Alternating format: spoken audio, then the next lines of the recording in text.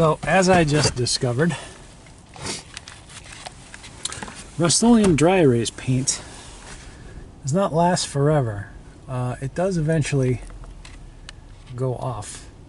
And what happened was there's two parts to the paint. There's I don't know what to call it, the epoxy, and then there's an activator.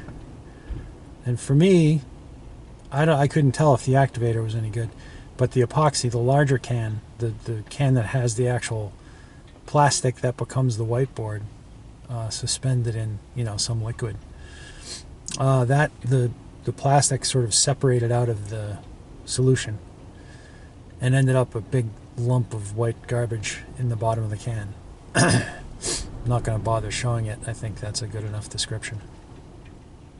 So I went to your friendly neighborhood Home Depot and I got me another box of Rust-Oleum dry erase, which is lovely.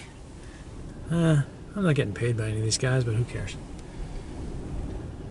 See if they stop me from publishing a video. So anywho, that's my little project for the day. Imagine the possibilities in and around the home. Yeah, I should get a job writing the crap that goes on these boxes. So, prepping. You got to lightly sand the surface that is to be painted. I've done that with 40 grit sandpaper. Then you have to remove the dust from sanding with a lint-free cloth. I did that. Got a lint-free cloth and just rubbed it over the surface.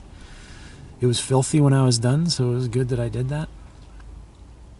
And then it says if you're putting this on a new piece of drywall, you got to put a latex primer, a white latex primer, according to the manufacturer's directions, blah, blah, blah. Step 2, briefly stir each can before mixing. So that's when I found out that the plasticky can was no good, which was good because I would have got my paint cans, my mixing can dirty. I was going to pour them into separate cans.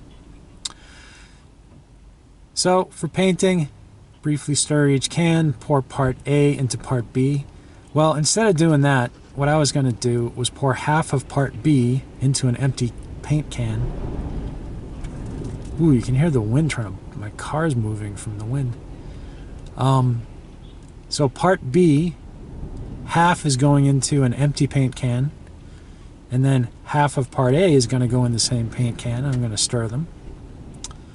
And then I'm going to dump those into, I may not use a secondary can, I may just go right to the roller tray. Then go into a roller tray and then use a dense foam roller that is designed to give a smooth finish.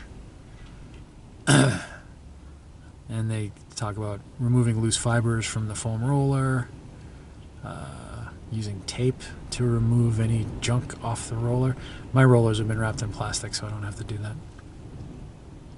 Now, important, you got 1 hour between mixing and painting. So don't like mix it and then go have a sandwich and come back. And then you're going to do 1 coat of coverage. And oh, this says you only have to do 1 coat. Well, I'm going to do 2 anyways, just because, I don't know, just because I feel like I should. But then it says you have to let it sit for 3 days before applying any markings. And that's the big trick. So let it sit for 3 days. It'll probably stink up. I'm going to be painting in a very small office. It'll probably stink up the place really badly. And we'll see what happens.